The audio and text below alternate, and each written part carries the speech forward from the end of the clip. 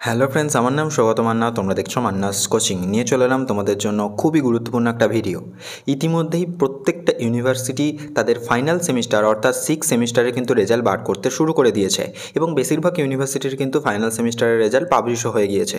এবং তার সাথে সাথেই যে সেপ্টেম্বর মাস থেকে পিজি কোর্স অর্থাৎ এমএ, এমএসসি, এমকমের জন্য যে অ্যাডমিশন প্রক্রিয়া শুরু হওয়ার কথা, তারও কিন্তু অফিসিয়াল নোটিশ প্রত্যেকটা ইউনিভার্সিটি এক এক করে তাদের পিজি যে অ্যাডমিশন পোর্টাল সেখানে কিন্তু বার করতে শুরু করে দিয়েছে। এবং প্রত্যেকটা স্টুডেন্ট এবং ম্যাক্সিমাম স্টুডেন্টসদের ক্ষেত্রেই কিন্তু একটা ড্রিম ইউনিভার্সিটি থেকে ক্যালকাটা ইউনিভার্সিটি, কিন্তু ক্যালকাটা ইউনিভার্সিটিতে পিজি অ্যাডমিশনের ক্ষেত্রে কিন্তু প্রচুর প্রবলেম ফেস করতে হয়। কারণ আমি প্রিভিয়াস 3-4 বছর ধরে দেখে আসছি, যবে থেকে আমার অ্যাডমিশনের সময় ছিল তারপর থেকেই বিভিন্ন কিন্তু প্রবলেম ফেস করতে হচ্ছে ক্যালকাটা ইউনিভার্সিটিতে যারা পিজি অ্যাডমিশনের জন্য অ্যাপ্লাই করছে। তো সেইটার ক্ষেত্রেই সেই সমস্ত প্রবলেমগুলো যাতে তোমাদেরকে ফেস করতে না হয়, সেজন্য কিন্তু সমস্ত ডিটেলস জিনিস নিয়ে চলে এসেছি, কোন কোন জিনিসগুলো লাগবে। এবং প্রত্যেকটা ডিটেলসই কিন্তু ইম্পর্টেন্ট, কারণ প্রতিটা মুহূর্তে কিন্তু ক্যালকাটা ইউনিভার্সিটিতে প্রচুর রকমের ডকুমেন্টস আপলোড করতে হয় এবং সেই সমস্ত ডকুমেন্টসগুলোর একটু ভুলভাল হলে কিন্তু তোমাদের অ্যাডমিশনটা আটকে থেকে যায়। তো সেই জিনিসটা নিয়ে কিন্তু সমস্ত ডিটেলস নিয়ে এই ভিডিওতে আলোচনা করছি। ভিডিওটা বড় হবে আগেই বলে দিচ্ছি এবং ধৈর্য সহকারে পুরো ভিডিওটা দেখবে, যাতে তোমাদের পরবর্তীকালে কোনো রকম প্রবলেম না হয়। যেমন ধরো, ক্যালকাটা ইউনিভার্সিটির যে অফিসিয়াল অ্যাডমিশন পোর্টাল সেটা হচ্ছে calunip.ucsta.net এবং এই যে ওয়েবসাইটের লিঙ্ক সেটা আমি তোমাদেরকে ডিসক্রিপশানে দিয়ে দেবো, যাতে তোমাদের পরবর্তীকালে সুবিধা হয় সমস্ত ডিটেলসগুলো পেতে। এই যে ওয়েবসাইটটা, সেটা তোমরা এই ওয়েবসাইটের নিচের দিকে এলেই এখানে সমস্ত অপশানগুলো দেখতে পেয়ে যাবে। যেমন ধরো, আমাদের এখন কাজের কথা যেগুলো নিয়ে আমরা আলোচনা করতে চলেছি, সেটা হচ্ছে এই এমএসসি বিটেক সেকেন্ড ইয়ার, এটাই কিন্তু তোমরা যাবে না, কারণ যারা জেনারেল ডিগ্রি কলেজের ক্ষেত্রে এটা কিন্তু সেটা না। তোমাদের ক্ষেত্রে যেটা কাজে সেটা হচ্ছে এমএ, এমএসসি, যেটা হচ্ছে এই লিঙ্কটা এমএমএসসি ইকোনমিক্স, আর্কিওলজি এবং মিউজিওলজি, আর একটা হচ্ছে এমকম 2024। এবং এই যে দুটো লিঙ্কেই পরবর্তীকালে কিন্তু সমস্ত জিনিস আপলোড হবে এবং সেই সমস্ত বর্তমানে কী কী জিনিস আপলোড হয়েছে সেটা আমি তোমাদেরকে দেখিয়ে দিচ্ছি। যেমন ধরো, এই কটা জিনিসই আপডেট হয়েছে। যেমন এটা আমি এসেছি এমএ অ্যাডমিশন, এমএমএসসি যেটা ছিল সেখানের ক্ষেত্রে অ্যাডমিশন শিডিউল আপডেট হয়ে গিয়েছে এবং ইনফরমেশন ব্রচার যেটা সেটা কিন্তু আপডেট হয়ে গিয়েছে। ঠিক একইভাবে আমি যদি এমকমের ক্ষেত্রে যাই, তাতেও কিন্তু সেম এই দুটো জিনিসই আপডেট হয়েছে। এখনও পর্যন্ত কোনো কিছু আপডেট হয়নি। আশা করি আজকের মধ্যে কিন্তু বাদবাকি জিনিসগুলো আপডেট হয়ে যাবে। তবে এই যে এখন যে জিনিসগুলো আপডেট হয়েছে সেটা কিন্তু তোমাদেরকে আগেভাগে জেনে রাখা দরকার, কারণ এখানে প্রচুর কিছু জিনিস, পুরো ডিটেলসটা কিন্তু আপডেট হয়ে গিয়েছে। পরবর্তীকালে একটা একটা করে কিন্তু জিনিসগুলো আপডেট হবে। যেমন ধরো, অ্যাডমিশন শিডিউল, এই যে অ্যাডমিশন শিডিউল, এখান থেকে তোমরা ডাইরেক্ট কিন্তু দেখতে পেয়ে যাবে তোমাদের অ্যাডমিশন শিডিউল। ওখানে ক্লিক করলেই তোমাদের অ্যাডমিশন যে শিডিউল সেটা কিন্তু ডাউনলোড হয়ে যাবে। যেমন ধরো, এটা কিন্তু শুধু যে আমি এমএ পোর্টালে ঢুকে যে অ্যাডমিশন শিডিউলটা দেখছি সেটা কিন্তু এমএর জন্য নয়, এটা কিন্তু এমএ, এমএসসি, এমকম তিনটের জন্য কিন্তু অ্যাপ্লিকেবল। দেখো, এখানে যেটা বলছে যে নোটিফিকেশান সেটা কিন্তু 30 তারিখ পাবলিশ হয়ে যাওয়ার কথা, এটা কিন্তু 30 তারিখের মধ্যে পাবলিশ হয়ে গিয়েছে। অনলাইন সাবমিশন অফ অ্যাপ্লিকেশান কবে থেকে ফর্ম ফিল আপ শুরু হচ্ছে, সেটা 1 সেপ্টেম্বর থেকে শুরু হচ্ছে এবং চলবে 10ই সেপ্টেম্বর পর্যন্ত। মাত্র হাতে কিন্তু 10-11 দিনের মতো টাইম রয়েছে, 11 দিনের মতো টাইম রয়েছে। আচ্ছা, তারপরে দেখো, যদি কোনো স্টুডেন্ট কোনো রকম ভুল করে গিয়ে থাকে তাহলে কিন্তু কারেকশান করতে পারবে, সেটা হচ্ছে এই 1 তারিখ থেকে 10 তারিখের মধ্যেই। অর্থাৎ সে ধরো ফর্ম ফিল আপটা তুমি করে ফেললে, তারপরে ধরো তোমার কিছু ভুলভ্রান্তি থেকে যাচ্ছে, তো তখন কিন্তু তুমি আবারও পরবর্তীকালে লগ ইন করে সেখানে কিন্তু ঠিকঠাক করতে পারবে। আচ্ছা, তারপরে দেখো, যে সমস্ত যে এন্ট্রান্স টেস্ট, অর্থাৎ দেখো এখানে দু টাইপের স্টুডেন্টরা রয়েছে, একটা হচ্ছে সিইউ স্টুডেন্ট আর একটা হচ্ছে নন সিইউ স্টুডেন্ট। যারা ক্যালকাটা ইউনিভার্সিটি বা ক্যালকাটা ইউনিভার্সিটি অ্যাফিলিয়েটেড যে সমস্ত কলেজগুলো রয়েছে সেখান থেকে যারা গ্র্যাজুয়েশন পাস করেছো তাদেরকে বলা হয় সিইউ স্টুডেন্ট, এবং যারা ক্যালকাটা ইউনিভার্সিটি ছাড়া রাজ্যের অন্য কোনো ইউনিভার্সিটি বা দেশের অন্য কোনো ইউনিভার্সিটি থেকে যারা গ্র্যাজুয়েশন করেছে তারা হচ্ছে নন সিইউ স্টুডেন্ট। ক্যালকাটা ইউনিভার্সিটি বা তার অধীনস্থ যে কলেজগুলো রয়েছে, অ্যাফিলিয়েটেড কলেজগুলো রয়েছে, সেখান থেকে যারা গ্র্যাজুয়েশন করেছো তাদের ক্ষেত্রে কিন্তু ডাইরেক্ট অ্যাডমিশন হবে, যেটা তোমরা এখানে ফর্ম ফিল আপ করবে অ্যাডমিশনের জন্য, তার জন্য ডাইরেক্ট অ্যাডমিশন হবে। যারা নন সিইউ স্টুডেন্ট, অর্থাৎ অন্যান্য ইউনিভার্সিটি থেকে ক্যালকাটা ইউনিভার্সিটিতে পিজি বা এমএ, এমএসসি, এমকমের জন্য অ্যাপ্লাই করতে চাচ্ছ, তাদের জন্য কিন্তু এন্ট্রান্স যে টেস্ট সেটা কিন্তু দিতে হবে এবং সেক্ষেত্রে কিন্তু তাদের পার্ট বি বলে গণ্য করা হবে। সেই জন্যই দেখো এখানে দেখাচ্ছে যে পার্ট বি নন সিইউ স্টুডেন্ট। এভাবেই কিন্তু আমি তোমাদেরকে সমস্ত ডিটেলস কিন্তু ক্লিয়ার করে দেবো এই ভিডিওর মাধ্যমে। দেখো, তাদের ক্ষেত্রে যে এন্ট্রান্স টেস্ট হবে তার ক্ষেত্রে কিন্তু ফর্ম ফিল আপের যে ফি দেওয়ার লাস্ট ডেট সেটা হচ্ছে 10ই সেপ্টেম্বর। আচ্ছা, তারপরে দেখো যে ড্রাফট লিস্ট, অর্থাৎ কতগুলো স্টুডেন্ট অ্যাপ্লাই করেছে তাদের যে list, subject wise, code wise, সেই সমস্ত কিছু কিন্তু পার্ট এ এবং পার্ট বি দুটোর ক্ষেত্রেই আপডেট হবে ইউনিভার্সিটি পোর্টালে। যে এই যে তোমাদেরকে পোর্টালটা দেখালাম সেটা হচ্ছে 12ই সেপ্টেম্বরে। তারপরে যে যদি কোনো স্টুডেন্টসদের তারপরেও যদি কারেকশানের দরকার হয়, সেটা কিন্তু কীভাবে তোমরা তারপরেও কারেকশান করতে পারবে সেই ডিটেলস আমি তোমাদেরকে দেখিয়ে দেবো কীভাবে করতে পারবে। এবং পরবর্তীকালে তো আমি তোমাদের পুরো একেবারে অ্যাডমিশন না হওয়া পর্যন্ত সঙ্গে আছি। আচ্ছা দেখো, এখানে যেটা বলছে যে 12 তারিখের পরে যদি কোনো স্টুডেন্টসের আবারও কারেকশানের দরকার হয়, সেই জিনিসটাও কিন্তু করে দেওয়া হবে। এবং যে প্রভিশনাল যে মেরিট লিস্ট কারেকশানের পরে, সেটা কিন্তু ইউনিভার্সিটি আপডেট করবে 16 সেপ্টেম্বরে। এবং যে ফার্স্ট যে সিলেকশান লিস্ট, অর্থাৎ প্রথম যে ফেজে কতজনকে সিলেকশান নেওয়া হবে সাবজেক্ট ওয়াইজ, সেটা কিন্তু বের হবে 20 সেপ্টেম্বর। এবং তারপরে যে সমস্ত আন্ডারটেকিংগুলো রয়েছে, বিভিন্ন রকমের সার্টিফিকেটগুলো যেগুলো আপলোড হয়েছে, যাদের ফার্স্ট লিস্টের নাম এসেছে, যে সেটা ক্যালকাটা ইউনিভার্সিটির মেন ক্যাম্পাসেও হতে পারে বা ক্যালকাটা ইউনিভার্সিটি অ্যাফিলিয়েটেড যে সমস্ত কলেজগুলো রয়েছে তাদের ক্ষেত্রেও হতে পারে, সেটা কিন্তু 23 তারিখ পর্যন্ত সমস্ত যে ডকুমেন্টসগুলো সেগুলো আপডেট হয়ে যাবে।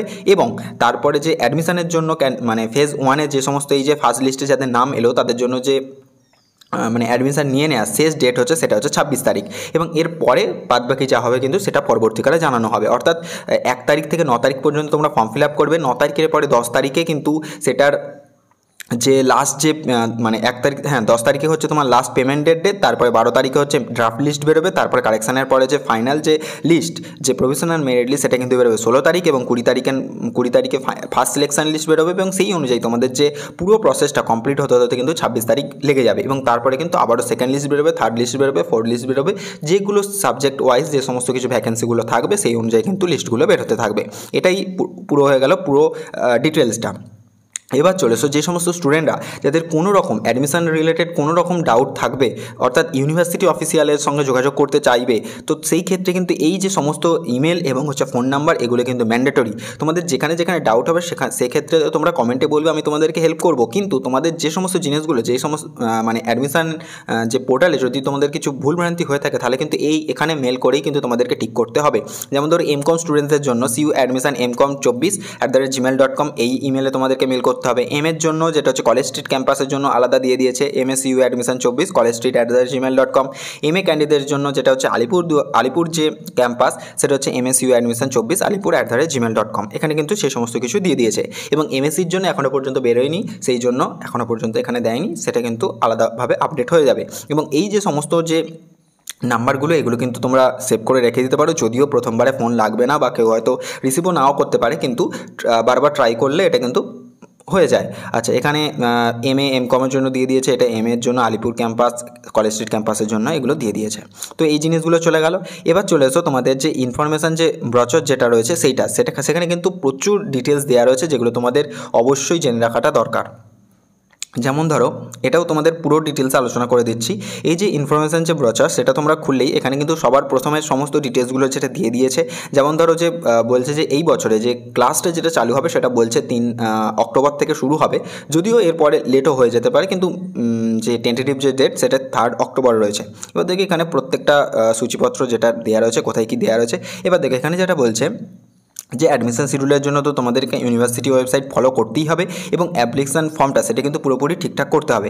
এবার দেখো অর্ডার অফ প্রেফারেন্স, এখানে কিন্তু অর্ডার অফ প্রেফারেন্স রয়েছে। কারণ ক্যালকাটা ইউনিভার্সিটিতে বা এই যে ক্যালকাটা ইউনিভার্সিটি তুমি মেন ক্যাম্পাসে ভর্তি হতে চাও, বা সেই অ্যাফিলিয়েটেড যে কোনো কলেজ থেকে এমএসসি করতে চাও, এমএসসি এমকম যাই করতে চাও, তো সেক্ষেত্রে কিন্তু তোমাদেরকে আলাদাভাবে কলেজে গিয়ে কিন্তু অ্যাপ্লাই করতে হয় না। ক্যালকাটা ইউনিভার্সিটির এই যে পোর্টাল, এখানে কিন্তু তোমাদেরকে অ্যাপ্লাই করতে হয়। এবং তোমরা ওই সাবজেক্টে, ওই পার্টিকুলার সাবজেক্টে কোন ক্যালকাটা ইউনিভার্সিটি ক্যাম্পাস নাকি কতগুলো কলেজকে তুমি প্রেফারেন্স দিতে চাও, সেই অনুযায়ী কিন্তু প্রেফারেন্স তুমি দিতে পারো। যেমন ধরো তুমি ধরো বেঙ্গলিতে তুমি এমএ করতে চাও, তো সেক্ষেত্রে তুমি ক্যালকাটা ইউনিভার্সিটি মেন ক্যাম্পাসে ধরো 1 নম্বর প্রেফারেন্স দিলে, তারপরে ধরো বেথুন কলেজ, সেখানে কিন্তু 2 নম্বর প্রেফারেন্স দিলে, তারপরে ধরো আশুতোষ কলেজ, এখানে কিন্তু 3 নম্বর প্রেফারেন্স দিলে, এইভাবে কিন্তু প্রেফারেন্সটা দিতে হয়। এবং এই যে প্রেফারেন্সটা, সেটা কিন্তু ম্যান্ডেটরি, এবং এটাকে তোমাকে কিন্তু ভালোভাবে ফিল আপ করতে হবে, সেটাই কিন্তু এখানে বলা হচ্ছে। আচ্ছা, তারপর দেখো যেটা বলছে যে কোন কোন স্টুডেন্টরা এখানে কিন্তু অ্যাপ্লাই করতে পারবে। যারা সিইউ স্টুডেন্ট প্লাস হচ্ছে যারা নন সিইউ স্টুডেন্ট, তাদের দুজনের জন্য, যারা 2023 সালে যারা গ্র্যাজুয়েশন পাস করেছে এবং 24 সালে অর্থাৎ রিসেন্টলি যারা গ্র্যাজুয়েশন পাস করেছে, তারাই কিন্তু অ্যাপ্লিকেবল এই এমএ এমএসসি এমকমে ক্যালকাটা ইউনিভার্সিটিতে অ্যাপ্লাই করার জন্য। অর্থাৎ যারা 2023-এর আগে, অর্থাৎ 2022 পর্যন্ত যারা গ্র্যাজুয়েশন করেছে, তারা কিন্তু অ্যাপ্লিকেবল নয় ক্যালকাটা ইউনিভার্সিটি থেকে পিজি করার জন্য এই বছরে। আচ্ছা, এবং আরও একটা স্টুডেন্টসদের কোয়ারি থাকে যে যারা পিএনসি বা এসএনসি রয়েছে, অর্থাৎ সেমিস্টার নট ক্লিয়ার্ড, তো তাদের ক্ষেত্রে কিন্তু তারা কিন্তু অ্যাপ্লাই করতে পারবে না, কারণ তাদের গ্র্যাজুয়েশনটা কমপ্লিটই হয়নি। কোনো না কোনো একটা পেপারে, কোনো না কোনো একটা সেমিস্টারে তাদের কিন্তু পেন্ডিং রেজাল্ট থেকে গিয়েছে, তো সেটাকে তারা কিন্তু অ্যাপ্লিকেবল নয়। আচ্ছা, সমস্ত ডিটেলস আমি তোমাদেরকে আলোচনা করছি এবং দেখো এবারে যেটা বলছে যে ডোমিসাইল সার্টিফিকেট সেটা কিন্তু মানে তোমাদেরকে প্রোভাইড করতে হবে এবং সেই ডোমিসাইল সার্টিফিকেট কিন্তু তোমাদেরকে নিজস্ব যে ইনস্টিটিউশন সেখান থেকে বা কোনো ভিডিও থেকে এই সমস্ত জায়গা থেকে কিন্তু তোমাদেরকে ডোমিসাইল যে সার্টিফিকেট সেটা কিন্তু দেখাতে হবে প্রত্যেকটা স্টুডেন্টসকেই। এবং ডোমিসাইল সার্টিফিকেট বলতে তুমি সেখানে কিন্তু প্রিভিয়াস 10 বছর ধরে সেখানে যে আছো তার যে সার্টিফিকেট সেটা কিন্তু দিতে হবে এবং তার সাথে সাথে যে তোমাদের যে কাস্ট সার্টিফিকেট যদি অ্যাপ্লিকেবল হয়ে থাকো তাহলে সেইগুলো কিন্তু তোমাদেরকে দিতে হচ্ছে এবং এখানে আবারও সেই ডিটেলসগুলো দিয়ে দিয়েছে। আমি তোমাদেরকে মেন জায়গায় নিয়ে চলে যাই। দেখো এখানের ক্ষেত্রে কোন কোন কোর্সগুলো ইউনিভার্সিটি থেকে প্রোভাইড করা হচ্ছে। যেমন ধরো এখানে অনেক কিছু জিনিস কিন্তু তোমাদেরকে বোঝার আছে। যেমন ধরো আমি একটা সহজ সাবজেক্ট নিয়ে বোঝাচ্ছি, বেঙ্গলির ক্ষেত্রে 4 নম্বর পয়েন্টটায় দেখো বেঙ্গলির ক্ষেত্রে যেটা বলছে যে অ্যাব্রিভিয়েশন, এটা কিন্তু তোমাদেরকে মাথায় রাখতে হবে কারণ এই অ্যাব্রিভিয়েশনটাই কিন্তু বেশিরভাগ জায়গায় কাজে লাগবে। যেমন ধরো বেঙ্গলির ক্ষেত্রে বিএনজি আর সিইউ মানে হচ্ছে ক্যালকাটা ইউনিভার্সিটির যে মেন ক্যাম্পাস, সেটা কলেজ স্ট্রিট ক্যাম্পাস হতে পারে, আলিপুরদুয়ার ক্যাম্পাস হতে পারে। এবং এর যে গ্রুপ নম্বর 301 যে সাবজেক্টটার জন্য অ্যাপ্লাই করতে চাইছো তার এই যে গ্রুপ নম্বর সেটা কিন্তু ম্যান্ডেটরি মনে রাখতেই হবে এবং তোমরা চাইলে কোথাও লিখে রাখতেও পারো তোমার যে গ্রুপের যে নাম্বারটা, কারণ যখন তোমার মেরিট লিস্ট বেরোবে সেখানে কিন্তু বেঙ্গলির জন্য যে মেরিট লিস্ট সেভাবে কিন্তু বেরোবে না, গ্রুপ নম্বর দিয়ে ডাইরেক্ট মেরিট লিস্ট বার করে দেবে ক্যাটাগরি ওয়াইজ। তো সেক্ষেত্রে কিন্তু এই গ্রুপ নম্বরটা অবশ্যই মনে রাখবে। তারপরে তোমরা তারপরের যে কলমটা সেটা দেখতে পাচ্ছ যে ইনটেক ক্যাপাসিটি কী কী রয়েছে। যেমন এটা হচ্ছে ক্যালকাটা ইউনিভার্সিটি মেন ক্যাম্পাস, সেখানে কিন্তু 385টা ইনটেক ক্যাপাসিটি রয়েছে, এতগুলো সিট রয়েছে। এবং এর ক্ষেত্রে যে মিনিমাম এলিজিবিলিটি সেটা হচ্ছে গ্র্যাজুয়েশনে তুমি বেঙ্গলি অনার্স করে থাকলেই হবে। এবং এখানে আরও একটা স্টুডেন্টসদের কোয়ারি থাকে এখানে যে যারা হয়তো পাস নিয়ে পড়েছে তারা এমএসসি এমকম করতে পারে কি না, সেটা কিন্তু ক্যালকাটা ইউনিভার্সিটিতে পসিবল নয় এবং কিছু কিছু সাবজেক্টের ক্ষেত্রে এবং কয়েকটা সাবজেক্টের ক্ষেত্রে সেটা কিন্তু ওপেন থেকে তোমরা চাইলে করতে পারো, কিন্তু রেগুলার ইউনিভার্সিটিতে ম্যাক্সিমাম ইউনিভার্সিটিতে কিন্তু অনার্সরাই যে এমএসসি এমকম বা যাই বলো পিজি কোর্স সেটা কিন্তু করতে পারে। তারপরে প্রত্যেকটা মানে যে সাবজেক্ট ওয়াইজ কিন্তু এখানে এগুলো দেওয়া রয়েছে, আমি প্রত্যেকটা সাবজেক্টের বলছি না, তোমাদেরকে ওয়েবসাইটেও দেখিয়ে দিয়েছি এবং ডেসক্রিপশানে ডিটেলসও দেওয়া থাকবে, সেখান থেকে কিন্তু তোমরা নিজেদেরটা দেখে নিতে পারবে যে কোন কোন সাবজেক্টের জন্য তুমি অ্যাপ্লাই করতে চাইছো এবং তাতে কত কি সিট। তারপরে দেখো যে বেথুন কলেজের ক্ষেত্রে এবার দেখো যে পিজি কোর্সের ক্ষেত্রে প্রত্যেকটা যে কলেজ ওয়াইজ তাদেরও কিন্তু ডিটেলস কিন্তু এখানে দেওয়া থাকে। যেমন ধরো বেঙ্গলি ইন বেথুন কলেজ, তো সেক্ষেত্রে দেখো অ্যাব্রিভিয়েশনটা কীরকম রয়েছে, বেঙ্গলির জন্য বিএনজি তো থাকছেই আর বেথুন কলেজের জন্য বিটি। এবং এক্ষেত্রে গ্রুপ নম্বর দেখো 301 হবে, কারণ বেঙ্গলির ক্ষেত্রে একেবারে এখান থেকে দেখো 45 পর্যন্ত দেখো 301 তুমি দেখতে পাবে, কারণ বেঙ্গলির জন্য 301টাই কোড বা গ্রুপ নাম্বার যেটা সেটা কিন্তু থাকছে। এবং কলেজ ওয়াইজ যে সিট নাম্বার কত কি সিট রয়েছে সেটা কিন্তু দিয়ে দিয়েছে। বেথুনের ক্ষেত্রে 23টা, লেডি ব্রাহ্মণ কলেজে তার ক্ষেত্রে 20টা, আশুতোষ কলেজে 55টা, এভাবে কিন্তু দেওয়া রয়েছে। অর্থাৎ প্রত্যেকটা কলেজ ওয়াইজও কিন্তু তোমরা সাবজেক্ট ওয়াইজ এবং হচ্ছে কলেজ ওয়াইজ কত কি ইনটেক ক্যাপাসিটি রয়েছে সেগুলো কিন্তু তোমরা এখান থেকে পেয়ে যাবে। এবার দেখো এখানে বিকমের জন্য কিছু কিছু বলে দিয়েছে, যে সমস্ত কমার্স, এটা কিন্তু ক্যালকাটা ইউনিভার্সিটির যে মেন ক্যাম্পাস তার ক্ষেত্রে কত কত করে সিট রয়েছে এবং অন্যান্য যে অ্যাফিলিয়েটেড যে কলেজগুলো রয়েছে তার ক্ষেত্রে কত সিট রয়েছে সেটাও কিন্তু এখানে বলে দিয়েছে। এবার দেখো যেখানে যে জিনিসগুলো বলে দিয়েছে যে অনলাইন মোডে অ্যাপ্লিকেশন হবে এগুলো তোমরা দেখে নেবে, আমি আর ডিটেলসে কিছু বলছি না। এবং যে সমস্ত জিনিসগুলো আমি তোমাদেরকে বলছিলাম যে গ্রুপ নম্বর 301 তার ক্ষেত্রে কোন কোন জিনিসগুলো যে অ্যাব্রিভিয়েশনগুলো সেগুলো কিন্তু এখানে দিয়ে দিচ্ছে।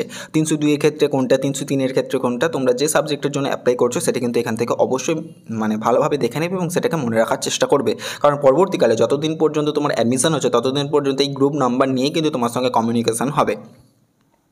তারপরে দেখো পরবর্তী যে ডিটেলসগুলো সেগুলোও বলে দিচ্ছি। যেমন ধরো এখানে যে বিভিন্ন যে মানে আলাদা যে কোর্সগুলো রয়েছে তার ক্ষেত্রেও কিন্তু দিয়ে দেওয়া রয়েছে কোন এতে কত কি সিট, একই জিনিস খালি অ্যাব্রিভিয়েশন অনুযায়ী কিন্তু এখানে দিয়ে দিয়েছে। আচ্ছা, তারপরে এখানে নিচের দিকে যদি তোমরা এইটার আসো, দেখো এখানে তোমার এই যে এই অ্যাপ্লিকেশানটা করার জন্য তোমার কোন কোন ডকুমেন্টসগুলো তোমাদেরকে লাগবে, অর্থাৎ কালকে থেকে তোমাদের অ্যাডমিশন প্রসেসটা সেটা চালু হয়ে যাচ্ছে। এবং আমি তোমাদেরকে রিকোয়েস্ট করব যে তোমরা প্রথমেই কিন্তু নিজে থেকে অ্যাপ্লিকেশানের জন্য চেষ্টা করবে না, আগে দুদিন দাঁড়াও যে পোর্টালটা অ্যাডমিশন পোর্টালটা কতটা স্টেবল থাকে সেটাও দেখার, কারণ প্রতি বছর অ্যাডমিশন পোর্টালটারও কিন্তু প্রবলেম হয়। এবং তারপরে আমি তো তোমাদেরকে ডিটেলস যে অ্যাপ্লিকেশান প্রসেস একেবারে নির্ভুলভাবে কীভাবে তোমরা অ্যাপ্লাই করবে সেটা আমি তোমাদেরকে দিয়ে দেবো, তারপরে কিন্তু তোমরা 1-2 দিন পর থেকে কিন্তু তোমরা অ্যাপ্লাই করা শুরু করবে। এবং তার জন্য কী কী ডকুমেন্টসগুলো তোমাদেরকে আগে থেকেই রেডি রাখতে হবে সেটা কিন্তু তোমরা এখান থেকে দেখে নাও। যেমন দেখো এখানে স্ক্যান কপিজ কোন কোন জিনিসগুলো লাগবে, অবশ্যই 200 কেবির মধ্যে হতে হবে এবং জেপিজে যে ফরম্যাট তাতে কিন্তু লাগবে। সবার প্রথমে মার্কশিট এবং ফাইনাল ইয়ার বা final semester for CU candidates, অর্থাৎ ক্যালকাটা ইউনিভার্সিটি যারা স্টুডেন্ট তাদের জন্য যে ফাইনাল সেমিস্টারের মার্কশিট সেটা কিন্তু তোমাদেরকে লাগবে। আর যদি তোমার যে ইয়ার বা সেমিস্টার যারা পার্ট সিস্টেমে পড়েছো 1+1+1 তাদের ক্ষেত্রে তো তোমার ফাইনাল ইয়ারের মার্কশিট লাগছে, আর যারা সেমিস্টার অর্থাৎ 6 সেমিস্টারের যে মার্কশিট সেটা হলেই হবে। কিন্তু যারা নন সিইউ ক্যান্ডিডেট তাদের ক্ষেত্রে ওই 3টে ইয়ারেরই যে মার্কশিট সেটা লাগবে, বা ওই যে 6টা সেমিস্টার তার ক্ষেত্রে কিন্তু সেই 6টা সেমিস্টারের মার্কশিটটাই কিন্তু লাগবে। তারপরে দেখো কাস্ট সার্টিফিকেট, এটা যারা অ্যাপ্লিকেবল তাদের জন্য লাগবে। ইডব্লিউএস সার্টিফিকেট বা পিডব্লিউডি সার্টিফিকেট, সেটা যারা অ্যাপ্লিকেবল তাদের জন্য লাগবে। ডোমিসাইল সার্টিফিকেট, সেটা কিন্তু সবার জন্যই লাগবে।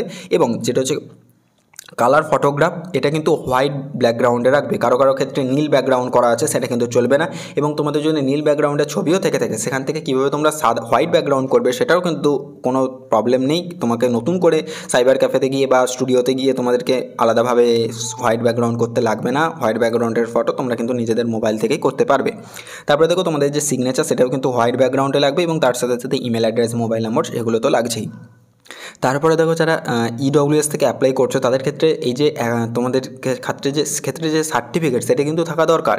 এবং এর ক্ষেত্রে ইউনিভার্সিটির ক্ষেত্রে কোন মানে যে ফিনান্সিয়াল ইয়ারের যে সার্টিফিকেট সেটা যে করবে, সেটার ক্ষেত্রে কিন্তু এখানে ডিটেলসে বলে দেওয়া নেই। তবে আমার যেটা মনে হচ্ছে, কারণ এটা 2024 সালে তোমরা যেহেতু অ্যাডমিশান নিচ্ছ, অর্থাৎ 2024-25-এর যে অ্যাডমিশান তোমার ইডব্লিউএস সার্টিফিকেট যারা রিসেন্টলি এই এপ্রিলের পর থেকে যারা তৈরি করেছে নতুন করে, সেটা কিন্তু এখানে ভ্যালিড হবে, যেটা আমার মনে হয়। তবু এটা পরবর্তীকালে যখনই আমি ডিটেলসটা পাবো অবশ্যই তোমাদের সঙ্গে শেয়ার করে দেবো।